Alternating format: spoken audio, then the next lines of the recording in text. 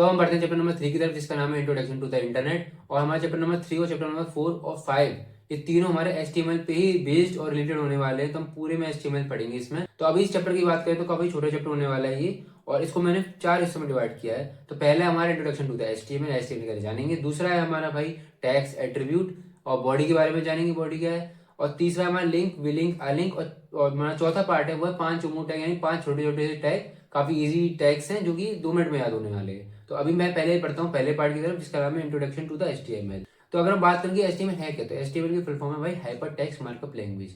ये दो हिस्सों में बटा हुआ है, एक तो आपका हाइपर टेक्स्ट और दूसरा आपको मार्कअप लैंग्वेज। हाइपर टेक्स्ट मतलब ऐसा पीस ऑफ टेक्स्ट जो कि लिंक की तरह वर्क करता है, यानी ऐसा टेक्स्ट जिसको आप क्लिक करोगे तो दूसरा वेब पेज खुल जाएगा, यानी जो हमारी ब्लू वाली लिंक आती है उसी की बात कर रहे हैं। दूसरा हमारा markup language. Markup language is a way of writing layout information with in the documents, यानी हम लेआउट इन्फॉर्मेशन लिख पाते हैं डॉक्यूमेंट में। तो अगर आपके एग्जाम में आएगा तो इतना ही आएगा कि भाई व्हाट इज HTML और डिफाइन करो, तो आप hyper text markup language full form लिख सकते हो और अपना बना के लिख सकते हो। लेकिन अगर आपको और लिखना हो तो आप इनका मीनिंग ले सकते हो कि हाइपर टेक्स्ट का मतलब क्या हो, मार्कअप लैंग्वेज का मतलब क्या है।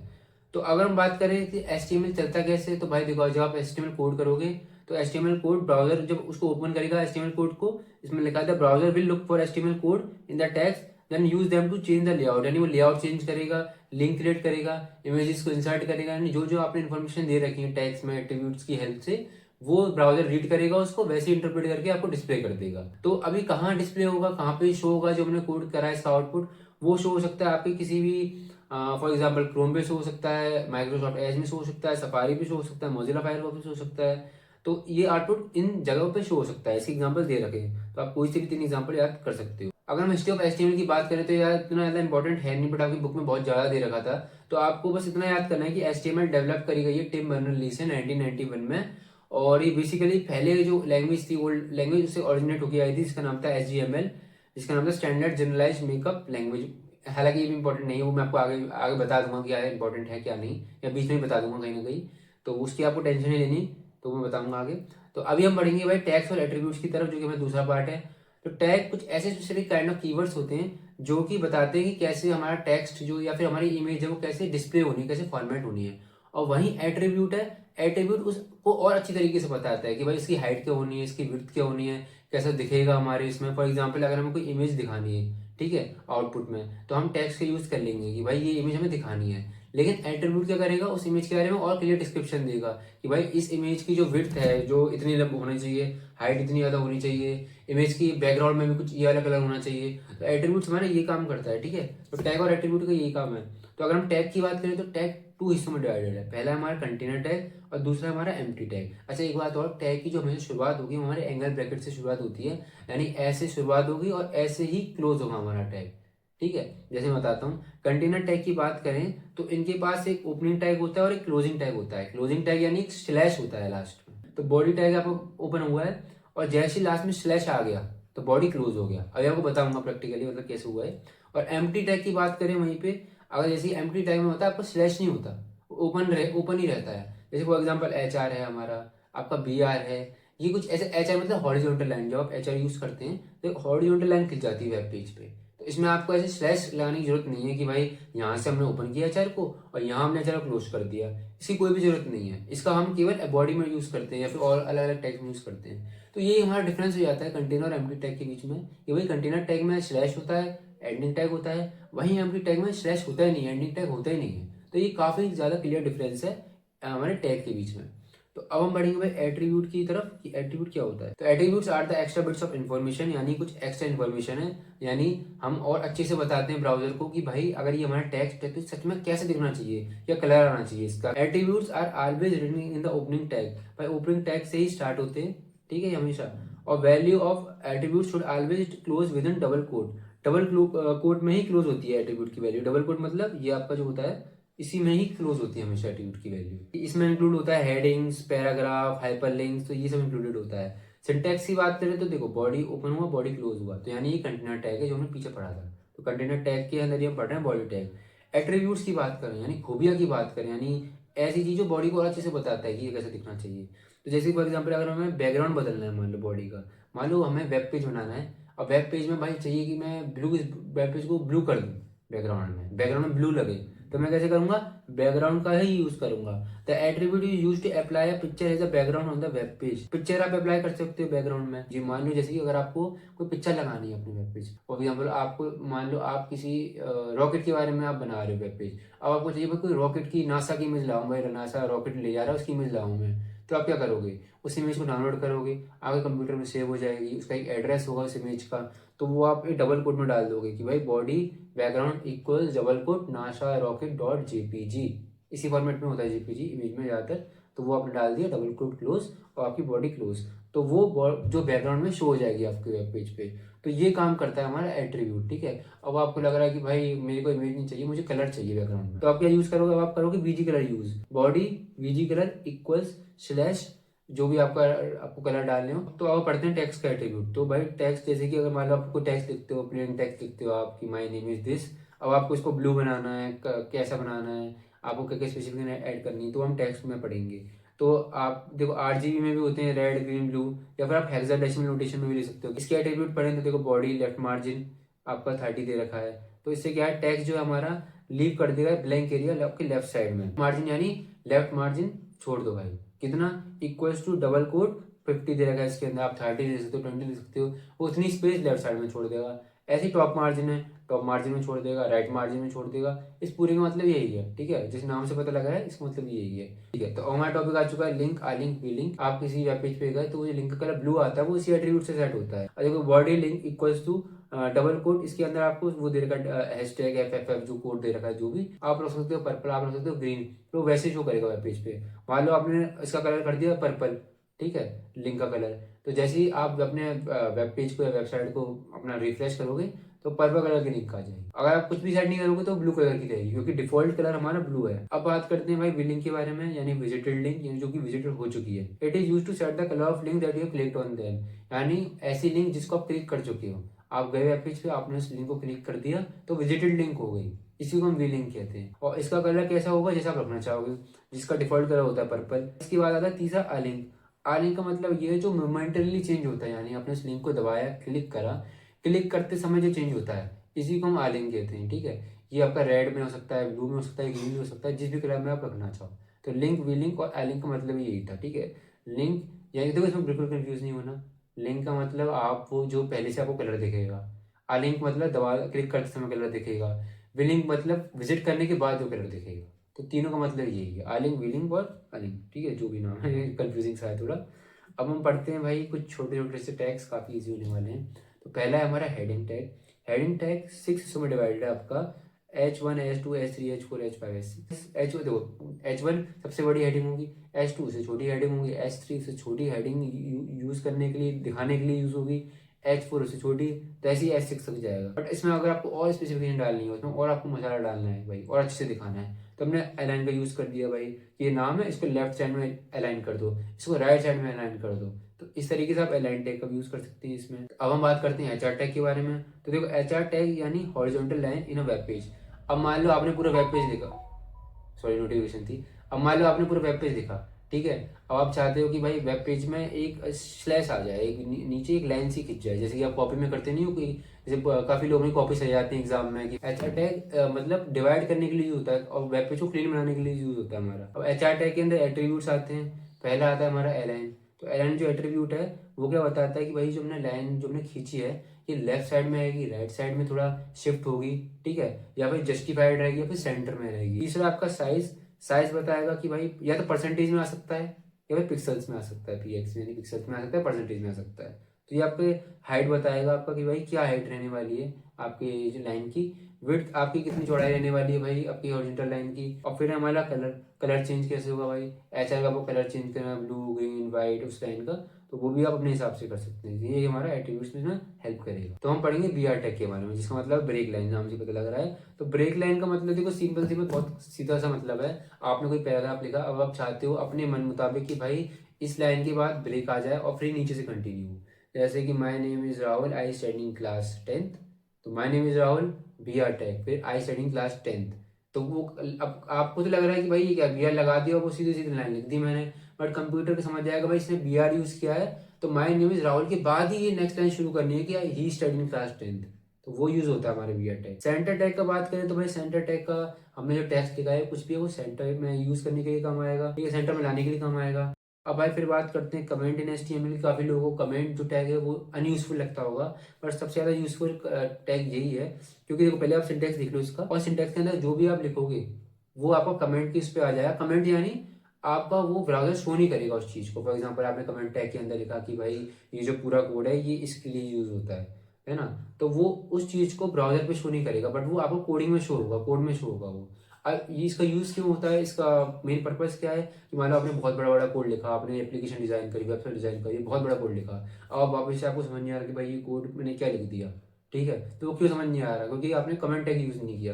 बट जो एक्सपीरियंस डेवलपर होगा, जिसको आता होगा कुछ ना कुछ, तो वो देखेगा, वो लिख देगा पहले कि भाई ये जो 10 20 500 लाइन का कोड है, 1000 लाइन का कोड है, ये इस जगह पे यूज हो रहा है या इस वजह से यूज हो रहा है। तो वो जब भी अपने कोड को वापस से रिव्यू करेगा, कोई बग आ रहा होगा, कोई एरर आ रहा होगा, तो वो तो समझ जाएगा, बल्कि कोई दूसरा भी कर रहा होगा वो भी ऐसा ही समझ जाएगा कि भाई इतनी सारी लाइन इसने, इतने सारे कोड इसने इस वजह से लिखे हैं। तो इसलिए कमेंट टैग यूज होता है, इसलिए कमेंट टैग यूज होता है, मतलब काम आता है लोगों को।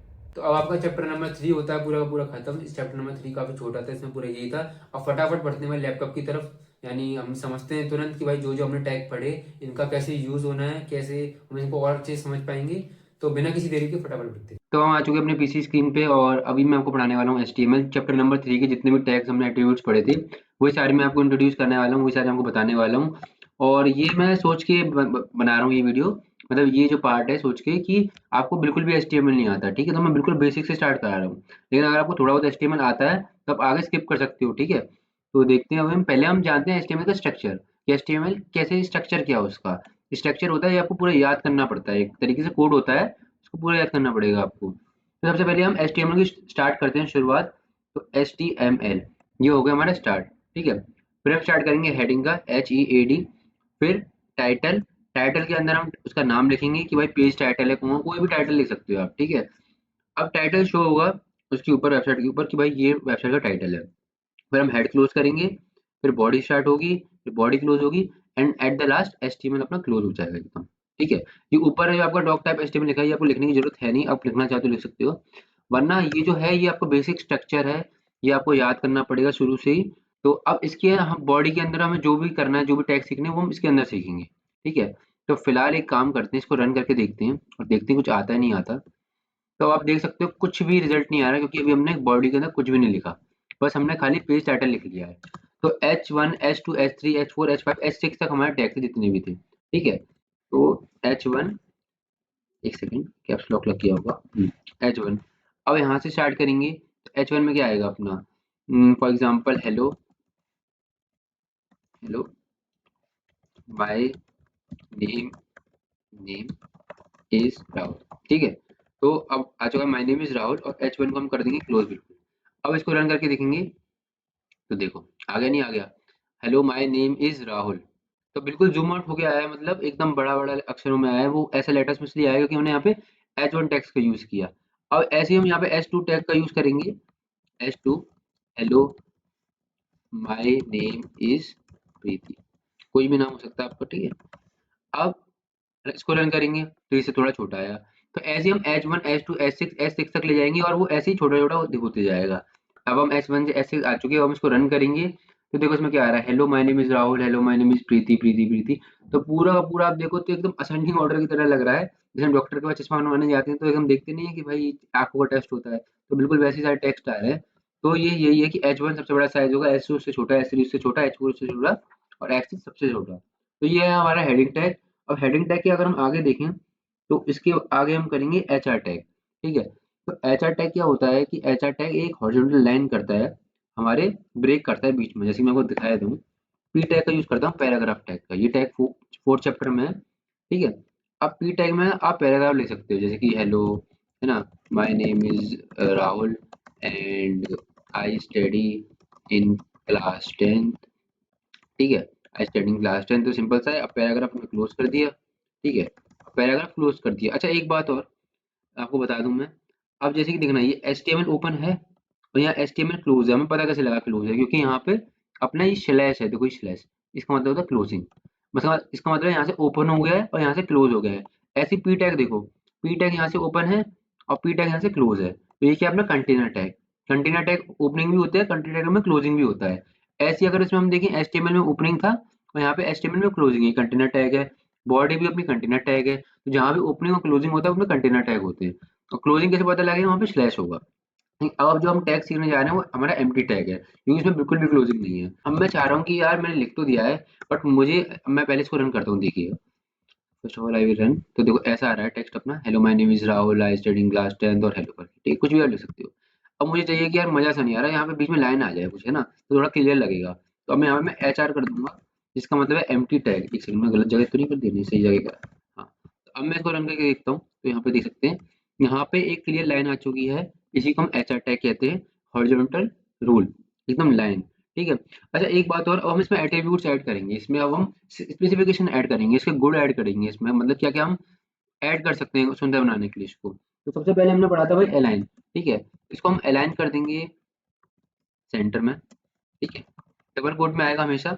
अगर आपको लग रहा है भाई ये कहाँ से आ गया, मैं तो समझ नहीं आ रहा, तो आप पीछे वीडियो पे चले जाना, यही पढ़ाया था मैंने, तो वहीं से आ रहा है एकदम ये।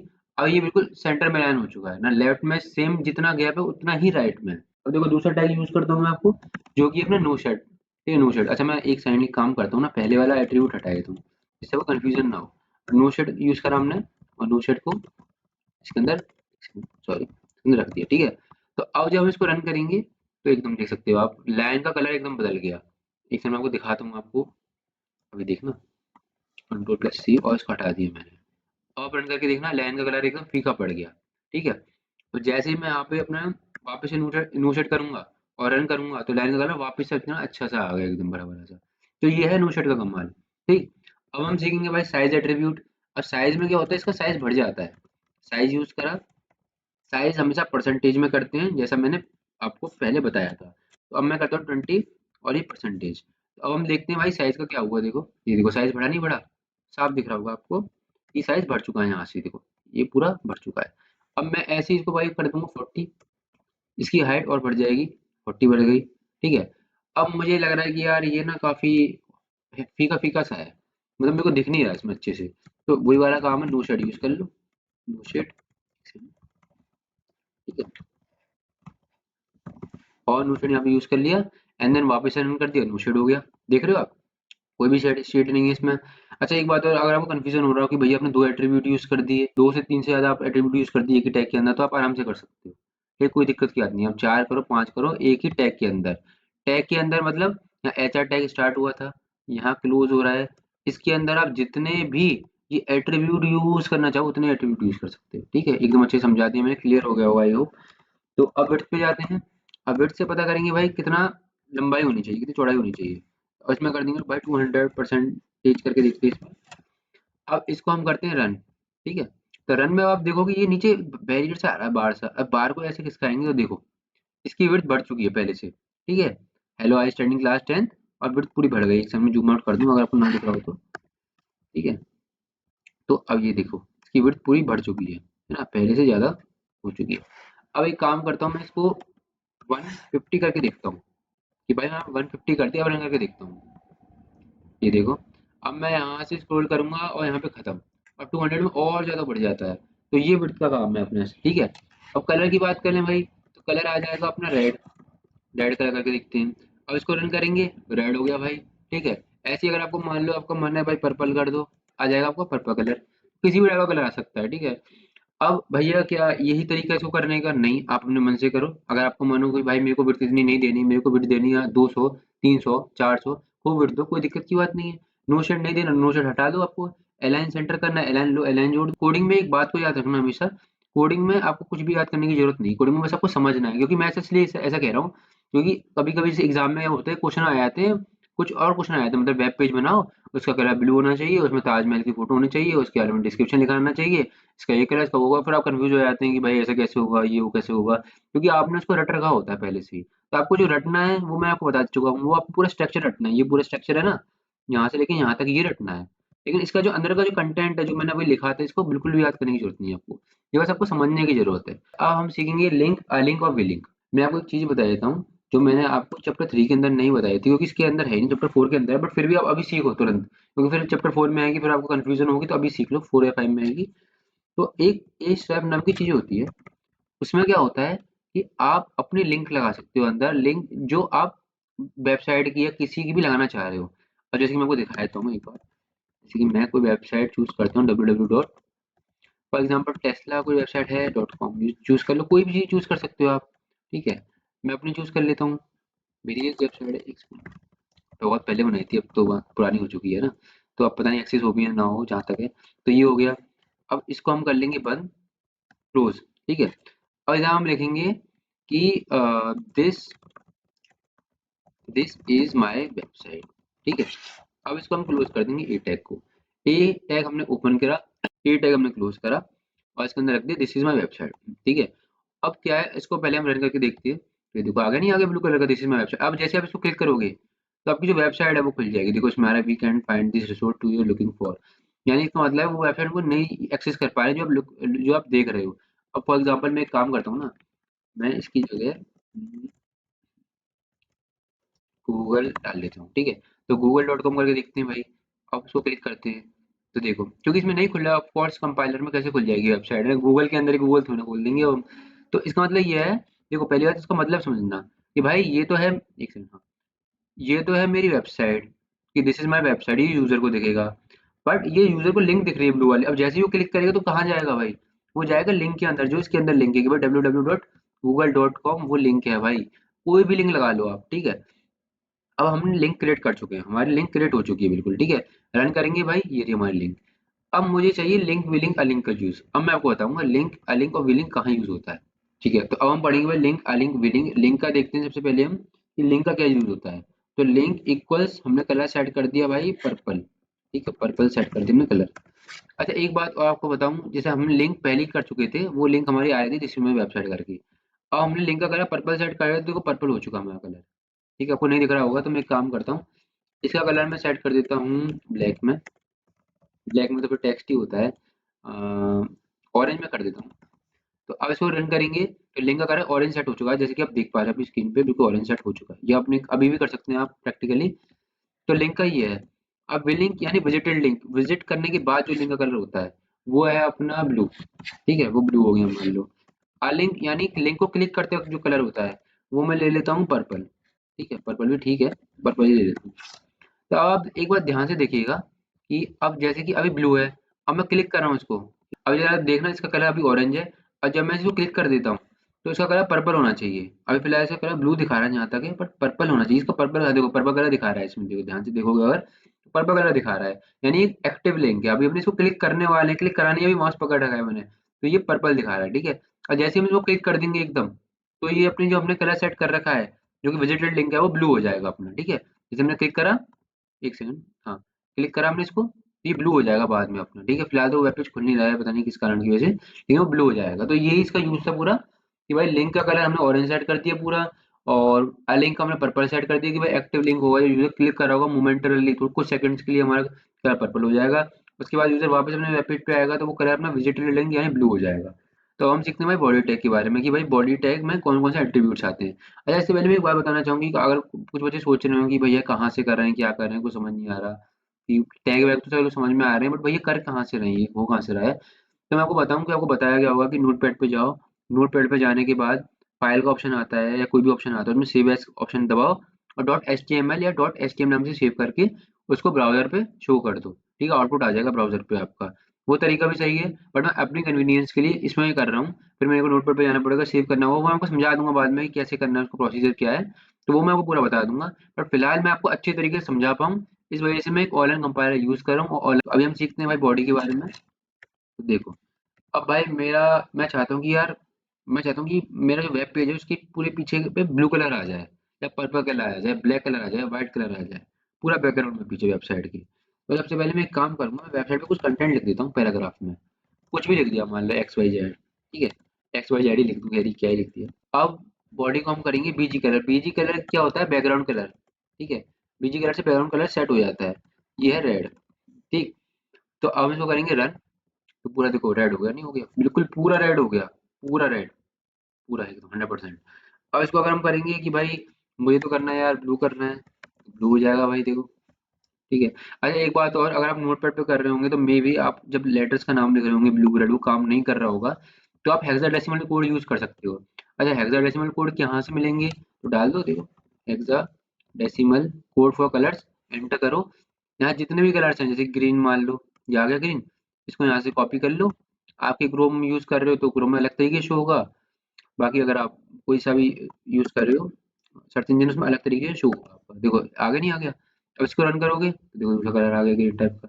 तो ये हेक्साडेसिमल करता है। हेक्साडेसिमल आपको और अच्छी सी चॉइस देता है कि आप अपने हिसाब से कस्टमाइज कलर चूज कर पाओ, ठीक है। और वो जो हम कर रहे थे वो आरजीबी था, वो आराम से कोई भी रेड ग्रीन ब्लू कोई सा भी कलर चूज करते हो, उसको कोई भी दिक्कत नहीं है। तो वो लेटर्स का था। तो ये अपना हो गया अपना बीजी कलर। अब हम सीखेंगे बैकग्राउंड। बैकग्राउंड में क्या रहता है कि आप डालोगे बैकग्राउंड में, जैसे कि आपको मान लो कोई इमेज शो करनी है अपनी बैकग्राउंड में, ठीक है, या अपने आपके कंप्यूटर में सिस्टम में कोई इमेज है वो आपको वेबसाइट पे लानी है। तो आप बॉडी डालोगे, बैकग्राउंड डालोगे, इक्वल डबल कोट, उसके अंदर इमेज की लोकेशन लिख दोगे, जैसे कि मान लो लोगो डॉट जेपीजी लिख लो या कुछ भी लिख लो, ठीक है। और फिर उसको रन करोगे तो आपको पूरे बैकग्राउंड में शो हो जाएगी। यहाँ पे जितना भी पूरा बैकग्राउंड है उसमें शो हो जाएगी। अभी शो इसलिए नहीं हो रही क्योंकि ये कोई फाइल नहीं है मेरे कंप्यूटर में लोगो डॉट जेपीजी। लेकिन जब अपने कंप्यूटर में कोई फाइल डालोगे, मतलब जैसे फॉर एग्जांपल मैं फाइल ओपन करता हूँ एक सेकंड, तो इसमें कोई सी भी फोटो है मान लो, अगर ना पिक्चर्स में जाके देखता हूँ कोई फोटो हो तो और यहाँ पे रन करूंगा तो कुछ शो नहीं हो रहा क्योंकि यहाँ पे कुछ है नहीं फोल्डर में। तो आप जाओगे अपनी वो लोकेशन निकालोगे फाइल की और उसको यहाँ पे पेस्ट कर दोगे तो वो यहाँ पे बैकग्राउंड में शो हो जाएगी पूरे वेब पेज पे, ठीक है। तो उसके लिए आपको यूज करना है body background equals double quote और इसके अंदर एड्रेस सॉरी एड्रेस यूज करना है उस इमेज का जो आप डालना चाहते हो, या फिर उस लोगो का जो आप डालना चाहते हो। वीडियो भी डाल सकते हो, वो हम आगे सीखेंगे चैप्टर नंबर 4 में। अब बॉडी टेक्स्ट का यूज देखते हैं हम। बॉडी टेक्स्ट, इसमें क्या होता है, जैसे बॉडी टेक्स्ट का मैंने क्या कर दिया भाई रेड, ठीक है। ज़्यादा समझ में ना आ रहा भाई कहाँ से ला रहे हो टेक्स्ट बीच कलर ये सब, तो आप पीछे स्किप कर लेना, पीछे स्किप नहीं सॉरी पीछे बैक कर लेना। उसी चैप्टर 3 वीडियो में मैंने समझाया था, मे बी अगर आपने आगे एकदम से आ गए हो तो अब रेड है, अब उसमें क्या रहेगा कि भाई आप कुछ भी लिख दो, कुछ भी आप कितने भी टैग लगा दो, मैं तो कह रहा हूँ H1 भी लगा दो, ठीक है, ये सब लिख दो, ठीक। आप H1 क्लोज कर दो। अब इसमें क्या है कि लेकिन आपने अगर body text equal to red कर दिया, जो पूरी बॉडी का जो टेक्स्ट कलर है वो रेड हो चुका है। और जैसे ही आप रन करोगे तो देखो पूरा रेड आ रहा नहीं आ रहा, पूरा रेड आएगा। तो इससे फायदा रहता है कि आपको बार बार रेड कलर लगाना नहीं पड़ता। आप बॉडी में जाओ टेक्स्ट इक्वल्स रेड कर, तो आपको पूरी बॉडी रेड आ जाएगी। अब देखो एक और बात है, आप बॉडी लेफ्ट मार्जिन में पढ़ेंगे, तो बॉडी लेफ्ट मार्जिन में हम जाते हैं, एक सेकंड, यहाँ पे लेफ्ट मार्जिन, ठीक। तो बॉडी लेफ्ट मार्जिन यहाँ पे लिखेंगे 30%, ठीक है, परसेंटेज में लेना है, ठीक है। टैग में हमने पढ़ा था परसेंटेज में लेंगे, तो देखो अब 30 इस साइड मार्ज हो गया, एकदम मार्जिन हो गया, यहाँ पे 30 का स्पेस छूट गया 30% का, ठीक है, लेफ्ट मार्जिन में। ऐसे ही अगर हम टॉप मार्जिन, देखो टॉप मार्जिन करते हैं, एक सेकंड इसको हटाए दो ना, यहाँ पे टॉप मार्जिन कर देता हूँ, ठीक। तो आप देखोगे तो ये नीचे आ गया, ठीक है। अब आप कह रहे हैं भाई टॉप मार्जिन तो कर दी, लेफ्ट मार्जिन और कर लेते हैं, तो यहाँ पे लेफ्ट मार्जिन इक्वल लगा दो भाई, कोई दिक्कत की बात नहीं है। कर दो लेफ्ट मार्जिन 30%, इसको अब आप करके देखो डन, तो देखो बीच में आ गया, मतलब यहाँ पे टॉप 30 का परसेंटेज का स्पेस छोड़ दिया, मैंने लेफ्ट में भी छोड़ दिया। तो ये है अपना टेक्स्ट का यूज। तो हमने बॉडी के जितने भी टेक्स्ट के बॉडी के जितने भी यूज थे अपने एट्रीब्यूट्स के, वो हमने पढ़ चुके हैं चैप्टर नंबर 3 में। और अब आगे कुछ और टैग्स हैं वो मैं आपको और बता देता हूँ। फिर हमारा बी आर टैग। अब बी आर टैग को मैं आपको एक बात बताता हूँ, बी आर टैग की सबसे पहले मैं इसको सिंपल कर लेता हूँ वापस से पहले ऐसा। तो बी आर टैग में क्या होता है, मतलब कोई पैराग्राफ लिख रहे हो कि my name is, my name is Mohul, ठीक है, Mohul, and I study in class, अपना नाम लिख लो, कोई भी नाम लिख लो, क्लास 10, ठीक, ठीक है। अब मैंने भाई पी क्लोज कर दिया, अब मैं इसको रन करके दिखाता हूँ आपको। देखो पूरा आ रहा है, नहीं माय नेम इज, अच्छा नहीं दिख रहा होगा आपको मे बी, क्योंकि मेरा चेहरा आ रहा होगा मे बी राइट साइड में, तो देखो अब आप देख सकते हो। तो देखो पूरा आ रहा नहीं आ रहा। अब मैं कह रहा हूँ कि यार नहीं यार मजा नहीं आ रहा मेरे को, ना क्या चाहिए कि मैं 10th के बाद ना यहाँ पे जो I like to play basketball football आ रहा है, ये मेरा यहाँ नीचे आ जाए, नाम के नीचे, इसके नीचे आ जाए यहाँ पे। तो 10th के बाद मैं क्या करूंगा, यहाँ पे बी आर लगा दूंगा, यहाँ बिल्कुल यहीं पे बी आर मतलब ब्रेक लाइन, लाइन को ब्रेक ही कर दो, ठीक है। अब मैं इसको रन करके देखता हूँ तो देखो आगे नहीं, अगर 10th के बाद ही बिल्कुल दूसरी नेक्स्ट लाइन में फॉलो हो गया। अब मैं कह रहा हूँ फुटबॉल भी नेक्स्ट लाइन पे आ जाए, फुटबॉल यहाँ से नेक्स्ट लाइन पे आ जाए अपना, तो अब मैं यहाँ पे फुटबॉल का डालता हूँ, यहाँ पे बी आर, तो ये भी नेक्स्ट लाइन पे आ जाएगा, हम लोग देखते हैं। देखो आ गया नेक्स्ट लाइन पे आ गया। तो ये था अपना बी आर टैग का यूज, मेन मतलब यही है। अच्छा एक बात और आपने नोटिस करी होगी कि भैया इसमें बी आर टैग आपने यूज करा but B R tag close नहीं करा, ठीक है, कुछ बच्चों को आया होगा। तो B R tag empty tag है, ठीक है, वो ओपन होता है वो क्लोज नहीं होता है। ये एम्प्टी टैग और कंटेनर टैग का डिफरेंस था बीच का, हमने जो पढ़ा था। अब हम सीखेंगे सेंटर टैग। सेंटर टैग में क्या रहेगा कि देखो इसको रखे रहने देते हैं। सेंटर टैग यूज करने के बाद सब कुछ सेंटर में आ जाएगा। तो अब माय नेम इज मोहित, तो मैं लिखता हूँ माय नेम इज राहुल। ठीक है, राहुल ही आता है हमेशा मेरे दिमाग में, माय नेम इज राहुल, पता नहीं क्यों। सेंटर। तो अब मैं रन करूंगा, तो देखो my name is Rahul centre में आ चुका है एकदम, बिल्कुल यहाँ पे सेंटर में है। जितनी लेफ्ट में जगह छोड़ी उतनी राइट में जगह छोड़ी है ना। तो कमेंट टैग में क्या रहता है, जिसमें आपको वीडियो में पहले बताया था कि बहुत बड़े बड़े कोड रहते हैं, तो अगर आपको समझना होता है कि कौन सा कोड किसके लिए है। मान लो आपने 500 लाइन के कोड लिखे, आप समझना चाहते हैं कि भाई इतना सारा कोड जो मैंने लिखा है वो किस बेसिस पे लिखा है, किसकी वजह से लिखा है, मतलब मैंने इस कोड का मतलब क्या है। ठीक है, तो फिर आप वहाँ पे कमेंट टैग यूज करते हो, बग फाइंड आउट करना हो, कोई वेबसाइट में कोई कमी आ रही हो आपकी, तब 1000 लाइन का वापस से ऐसे थोड़ी ना देखोगे भाई कि कहाँ कमी आ रही कहाँ नहीं आ रही है। तो वो आप उसी से देख पाओगे कि अच्छा ये कमेंट टैग है, तो ऐसे ऐसे। फॉर एन एग्जाम्पल मैं आपको सिंपल से एग्जाम्पल दे रहा हूँ कि भाई मैंने 3 लोगों के नाम लिख दिए, मोर राहुल साहिल। अब मैं क्या कह रहा हूँ कि मेरे को कमेंट लगाने 3। ठीक है, तो कमेंट का सिंटैक्स देख लो, पहले ये आएगा, ठीक है, फिर ये। अब देखो कमेंट टैग यूज स्टार्ट हो चुका है। अब कमेंट जो भी हम लिखेंगे, देखो 4 लगा दी हाइफन, अब इसके अंदर लिखेंगे कमेंट हम। ठीक है, ये याद कर लेना। तो कमेंट के अंदर क्या लिखेंगे भाई, दिस इज करेक्टर 1 नेम, भाई पहला करेक्टर का नाम है। ठीक है, अब ऐसे ही दूसरा करेक्टर में लगा देंगे भाई कि दिस इज करेक्टर 2 नेम। अब इधर फिर हाइफन फिर क्लोज। ठीक है, ये कमेंट टैग का मतलब। अब मैं देखो इसको रन करूंगा, कुछ भी फर्क नहीं आया, जो आपका पहले लिखा था आप देख लो जरा कोड में। पैराग्राफ स्टार्ट है, पैराग्राफ क्लोज है, सेंटर स्टार्ट है, सेंटर क्लोज है, पी स्टार्ट है, पी क्लोज है, सब वही है एकदम, पूरा ऑटो में वही शो हुआ है। बट कमेंट कहीं भी शो नहीं हुआ, कहीं ये करेक्टर वगैरह शो नहीं हुआ, क्यों? क्योंकि वो कमेंट हम अपने लिए लिखते हैं, ना कि शो करने के लिए अपने ब्राउजर में। ठीक है, तो आई होप आपको समझ में आ गया होगा। तो इसी के साथ जितनी भी हमारे टैग थे आई थिंक सो खत्म हो जाती हैं। अगर आपको कोई भी टैग में दिक्कत आ रही हो तो आप पीछे वापस से देख लेना, वरना चैप्टर नंबर 4 और 5 में आपको और अच्छे से क्लियर हो जाएगा कि हमें और टैग को कैसे यूज़ करना है। तो हम चलेंगे चैप्टर नंबर 4 की तरफ, जो कि और ज़्यादा इंपॉर्टेंट होने वाला है अपने एचटीएमएल के लिए। एक मिनट रुको। चैप्टर 1, 2, 3 हमारे फाइनली कवर हो चुके हैं। पूरी वीडियो आपने यहाँ तक देखी हो और इतनी मेहनत करी है कि भाई आपने यहाँ तक पूरी वीडियो देखी, तो इसी बात के लिए आपके लिए एक छोटा सा रोज। और अब रह गए हमारे चैप्टर 4, 5, 6, 7। इसको भी हम आगे वीडियो में पार्ट में कवर करने वाले हैं, बट ये वाला जो पार्ट है काफी ज्यादा इंपॉर्टेंट होने वाला है। पूरी इस वीडियो का एक तरीके से समरी होने वाली है। अगर आप ये वाला पार्ट नहीं समझे अच्छे से तो आप कुछ मिस कर दोगे, जो कि बहुत इंपॉर्टेंट होने वाला है और बहुत काम का होने वाला है आपके लिए। एक्चुअली क्या है कि देखो, आपकी जो बुक है कोड 165 कंप्यूटर एप्लीकेशन, अगर आप इसको पूरा देखो तो बहुत सारे पेजेस हैं। ठीक है, एग्जाम से इन सारे पेजेस को पढ़ना बहुत मुश्किल है और 2 to 5 पेजेस हैं।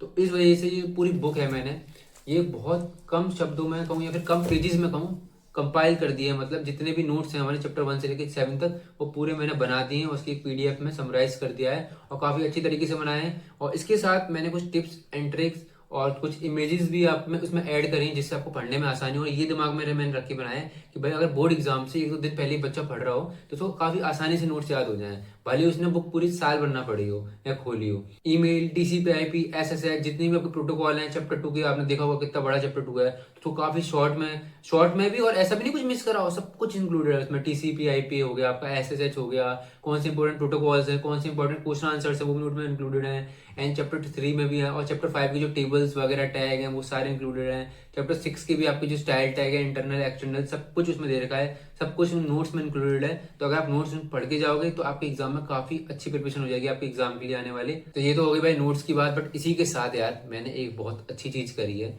जो इंपॉर्टेंट जो आपके क्वेश्चन आंसर्स होते हैं आपके बोर्ड में एग्जाम में पूछे गए हैं, यानी बहुत पहले से पूछे जा रहे हैं, जब से आपका कंप्यूटर कोड प्रिंसिपल स्टार्ट हुआ है वहां से लेके अभी तक जितने भी इंपॉर्टेंट क्वेश्चन आंसर जो रिपीटेबल क्वेश्चन आंसर्स भी हैं वो सारे मैंने कुछ पेजेस में समराइज कर दिए हैं, चैप्टर 1 से लेके चैप्टर 7 तक। और अच्छा एक बात और, मैंने क्वेश्चन आंसर में क्रिएटिविटी लगाई भाई कि आपके क्या होते हैं कि बहुत अलग अलग टाइप के question answer, what is web server, web client, ये वो, उन सबको मैंने इस तरीके से कर दिया कि वो एक क्वेश्चन में 2-3 क्वेश्चन छुपे हुए हैं। और प्लस उसके नीचे मैंने कुछ शॉर्ट नोट्स वगैरह भी लिख रखे हैं कि भाई ये केस स्टडी आ सकती है आपके एग्जाम में, या फिर वो आ सकता है आपके एग्जाम में। एच के बीच का डिफरेंस क्या है, जितनी भी इंपॉर्टेंट चीजें हैं और जितनी भी रिपीटेबल चीजें आपके बोर्ड में आने के चांसेस हैं वो सब मैंने उसमें इंक्लूड कर रखी हैं।